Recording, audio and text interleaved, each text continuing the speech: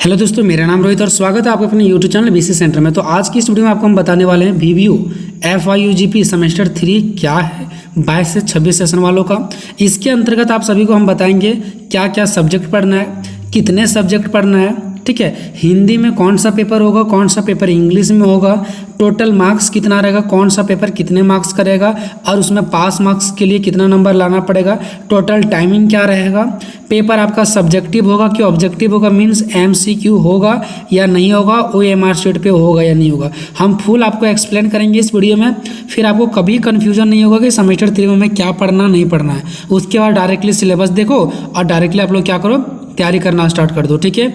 तो इस वीडियो हम ज़्यादा लंबा नहीं बनाएंगे, वीडियो को आपको अंत तक देखना है, ठीक है। देखो, ठीक है, हम लोग क्या देखने वाले हैं, VVU का सेमेस्टर 3, क्योंकि आप सभी को पता है सेमेस्टर 2 आप लोग पास कर चुके हैं, मतलब पास नहीं किया आप लोग, इसका जो एग्ज़ाम दे दिए, ठीक है, और लगभग सभी स्टूडेंट पास हो जाएंगे, ठीक है। अब आप लोग सेमेस्टर 2 के एग्ज़ाम दे चुके हैं, रिजल्ट बहुत जल्द आएगा सेमेस्टर 3 का। अब न्यू सेशन का, न्यू सेमेस्टर 3 का तैयारी कैसे करना है, इसके अंतर्गत आप सभी को पहले ये जानना पड़ेगा कि इसका क्या क्या प्रक्रिया है, कैसे क्या पढ़ना पड़ेगा, क्योंकि न्यू सिलेबस आया है। अब आप लोगों को कन्फ्यूज नहीं होना है। देखो, हुआ क्या था कि टाइमिंग नहीं था और आप लोग सेमेस्टर 2 में जा चुके थे, यानी आप लोगों का एडमिशन हो चुका था सेमेस्टर 1 में और टाइमिंग नहीं था, इसलिए VVU काम चलाने के लिए आप लोगों को सेमेस्टर 1 और सेमेस्टर 2 पढ़ा दिया, ठीक है। लेकिन अब जो सिलेबस निकला है ना, वो सिलेबस आपका जो भाई है उसके और पीछे स्टूडेंट, जो भी अब स्टूडेंट आएगा ना, अब यही सिलेबस को पढ़ेगा, ये सिलेबस चेंज नहीं होगा, ठीक है। तो सेमेस्टर 1 आप लोगों ने अच्छा से पढ़ा है, 2 भी पढ़ा है, अब 1, 2 में क्या पढ़े हैं नहीं पढ़े हैं इसको भूल जाना है, और सेमेस्टर 3 में अब क्या पढ़ना है वो आप लोगों को ध्यान से देखना है। और सेमेस्टर 1 का तुलना सेमेस्टर 2 का तुलना और सेमेस्टर 3 का तुलना एक साथ आपको नहीं करना है, मतलब 1, 2 में जो पढ़े हैं उसका तुलना सेमेस्टर 3 में नहीं करना, क्योंकि बिल्कुल सेमेस्टर 3 चेंज मिलेगा, आपको लगेगा कि सेमेस्टर 1, 2 से बहुत अलग है सेमेस्टर 3 और बिल्कुल अलग है, ठीक है। लेकिन कंफ्यूज नहीं होना है, सिलेबस अब जो परफेक्ट तरीका से निकला हुआ है इसके अकॉर्डिंग हम सभी को तैयारी करना है, ठीक है। देखो दोस्तों, आपको कौन कौन सा पेपर पढ़ना है वो मैं आप सभी को पहले बताना चाहूँगा, ठीक है। आपको टोटल इसमें पढ़ना, पहला जो आपका पेपर रहेगा वो रहेगा AEC। अब कौन था, CC4, CC5, CC6, IBS, major, IRC, ये सब आपको भूल जाना है, ठीक है। अब आप सेमेस्टर 3 में आ चुके हैं, अब आपको जानना पड़ेगा AEC 3, इसका नाम है AEC 3 क्योंकि अब सेमेस्टर 3 का बात चल रहा है, ठीक है। तो AEC 3, अब AEC 3 में क्या पढ़ना है, तो लैंग्वेज एंड कम्युनिकेशन स्किल्स। अब ये क्या पढ़ना है, इसमें हिंदी में होगा, इंग्लिश में होगा, ऑब्जेक्टिव होगा, सब्जेक्टिव होगा, हम सब कुछ आपको नीचे लिख रखे हैं, बहुत अच्छे तरीके से बताएंगे। बट आप लोग ये जानो कि पहला पेपर पढ़ना है AEC 3 language and communication skill, ये हो गया आप लोगों का। दूसरा आप लोगों को क्या पढ़ना है, दूसरा में आप लोगों को पढ़ना है SEC 3 यानी SEC 3, जिसका नाम है स्किल एनहांसमेंट कोर्स, ठीक है, SEC पेपर 3। उसके बाद आप लोगों को थर्ड पेपर क्या पढ़ना है, तीसरा पेपर, तो तीसरा पढ़ना है MDC 3। अब ये MDC 3 क्या है, तो ये हमारा मल्टी डिसिप्लिनरी कोर्स, ठीक है। उसके बाद चौथा पेपर क्या है, देखो, उसके बाद हम लोग बात करेंगे चौथा पेपर का, और भी बहुत अच्छे तरीके से हम बता रखे हैं आप लोगों को, ठीक है। नीचे देखो, चौथा पेपर क्या आपका, चौथा पेपर है MN1B। ये आप लोगों का देखो क्या होता है, मैं आपको बताता हूँ। जो आप लोग सेमेस्टर 1 या 2 में IRC के नाम से जानते थे ना, जिसको जनरल भी बोला जाता था, वही MN हो गया आप लोग का माइनर पेपर, ठीक है। तो ये 1B हो गया माइनर पेपर, जिसको हम लोग IRC बोलते थे। आप लोगों को पता होगा 1 से जब सेमेस्टर 2 में गए थे तो IRC पेपर आप लोग को चेंज करना पड़ा था, और सेम कंडीशन आपको इसमें भी चेंज करना पड़ेगा, ठीक है, सेमेस्टर 3 में भी। तो हालांकि उतना भी छोड़ो, अभी आपको कौन सा पेपर पढ़ना है, तो चौथा पेपर का नाम रहेगा MN1B। अब इसमें भी क्या पढ़ना है वो भी मैं आप सभी को बताऊंगा, ठीक है। MN1B रहेगा, ठीक है। पांचवा में आपका रहेगा MJ यानी कि मेजर पेपर 4 और मेजर पेपर 5। अब आप लोग बोलेंगे कि हम सेमेस्टर 2 में तो मेजर पेपर 2 ही पढ़े थे, तो उसके बाद 3 होना चाहिए। मैं बार बार बोल रहा हूँ 1 और 2 क्या पढ़े हैं भूल जाओ, आप लोग डायरेक्टली सेमेस्टर 3 में आप लोगों को यहीं से स्टार्ट होगा, मेजर पेपर 4 और मेजर पेपर 5। 3 जो छूट गया वो कहानी खत्म हो गया, ठीक है। मतलब टोटल आप लोगों को यही सब सारा सब्जेक्ट पढ़ना है, पहला, दूसरा, तीसरा, ठीक है, चौथा, पांचवा, छठा। अब थोड़ा सा इसके बारे में एक जानकारी देंगे, 1, 2, 3 ये आपका कॉमन पेपर के अंतर्गत आ जाएगा। जैसे नहीं था सेमेस्टर 1, 2 में कि कॉमन पेपर सबको पढ़ना है, वैसे ही इसमें ये तीनों आपका एक कॉमन पेपर के अंतर्गत आएगा, ठीक है। कॉमन पेपर के अंतर्गत आएगा, और ये आपका कॉमन पेपर के अंतर्गत नहीं आएगा। ठीक है, मान लो आपका मेजर पेपर हिस्ट्री था, तो मेजर पेपर 4 में आपको हिस्ट्री ही पढ़ना पड़ेगा, और मेजर पेपर 5 में भी हिस्ट्री पढ़ना पड़ेगा, लेकिन ये दोनों का सिलेबस चेंज रहेगा। ये नहीं कि दोनों सेम पढ़ना, जो इसमें वो इसमें नहीं। मेजर पेपर 4 हिस्ट्री में कुछ अलग दे देगा, मेजर पेपर 5 हिस्ट्री में कुछ अलग दे देगा। तो ये भी आपका मेजर ही पेपर रहेगा, और ये भी मेजर। अगर आपका पॉलिटिकल मेजर है तो 4 में भी मेजर पढ़ोगे और 5 में भी मेजर पढ़ोगे।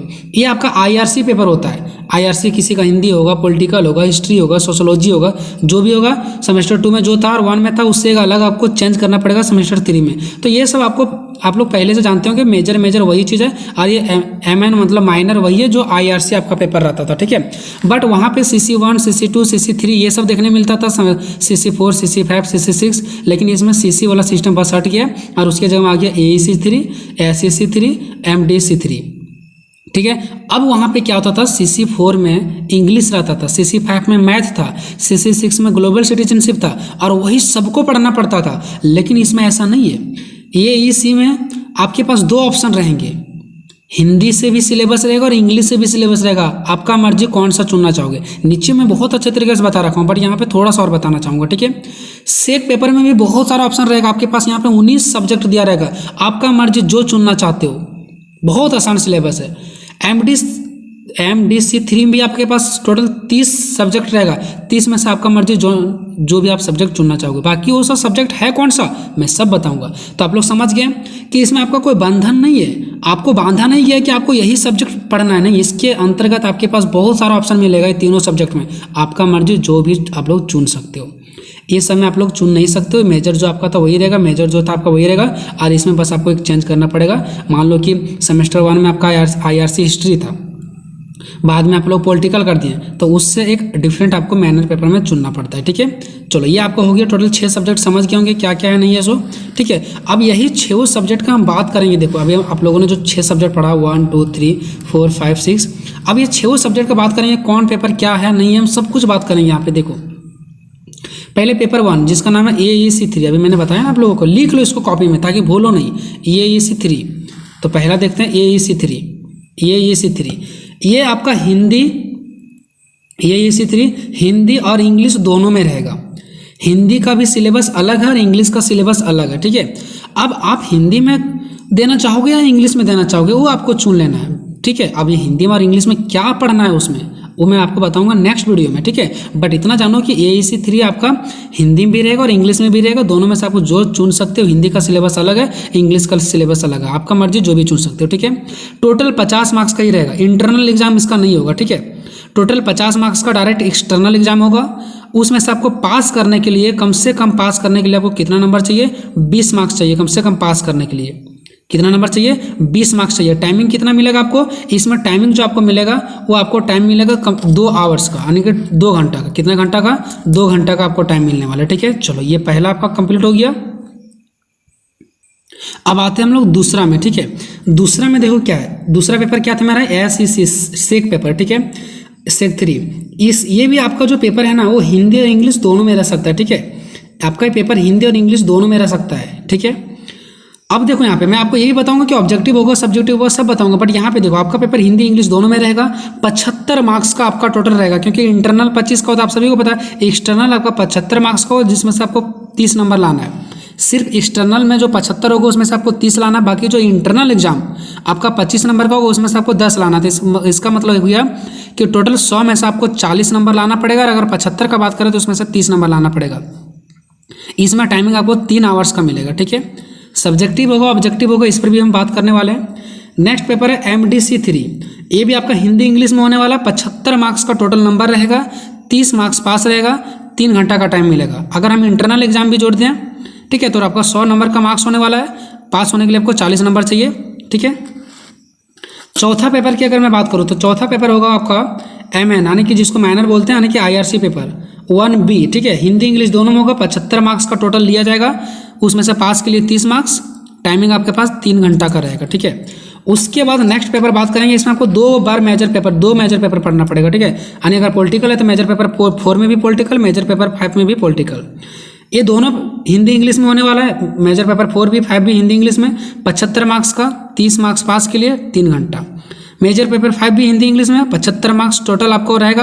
पास होने के लिए 30 मार्क्स, 3 घंटा का टाइम। मतलब 1 से जो 6 तक सारा सब्जेक्ट को एक बार आप लोग बढ़िया सा स्क्रीनशॉट ले लो, ठीक है। सारा पेपर आपका हिंदी इंग्लिश में होने वाला है। बस ये आपका 50 मार्क्स का होगा डायरेक्ट फाइनल एग्जाम में, बाकी सारा 75 मार्क्स का, पास होने के लिए 30 मार्क्स का, सभी आपका 3 घंटा का टाइम रहेगा। अब ये जो पेपर आपको दिख रहा है पहला पेपर, ये आपका सब्जेक्टिव होगा, यानी कि लिखने वाला होगा, ठीक है। क्या होगा? लिखने वाला होगा। आपका जो पेपर नंबर 2 है ये भी आपका लिखने वाला ही होगा, ठीक है। 75 मार्क्स का रहेगा, लिखने वाला ही। 3 घंटा का टाइम मिल रहा है, इसका मतलब आप लोग क्या समझ रहे हैं? लिखने वाला आएगा। इसमें भी लिखने वाला, इसमें भी लिखने वाला, इसमें भी लिखने वाला, इसमें भी लिखने वाला, सारा का सारा पेपर आपका लिखने वाला ही रहेगा। और सारा में आपका देख रहे हैं यहाँ पे 3 घंटा का टाइम मिला हुआ, बस इसमें 2 घंटा का, क्योंकि 50 मार्क्स का ही रहेगा। क्वेश्चन किस टाइप का पूछा जाएगा? 1 नंबर का भी क्वेश्चन रहेगा, 5 नंबर का भी रहेगा, 15 नंबर का भी रहेगा। इस प्रकार से क्वेश्चन आपका बांटा रहेगा, ठीक है। 1 नंबर का, 5 नंबर का, 15 नंबर का, ठीक है। इस प्रकार से होगा।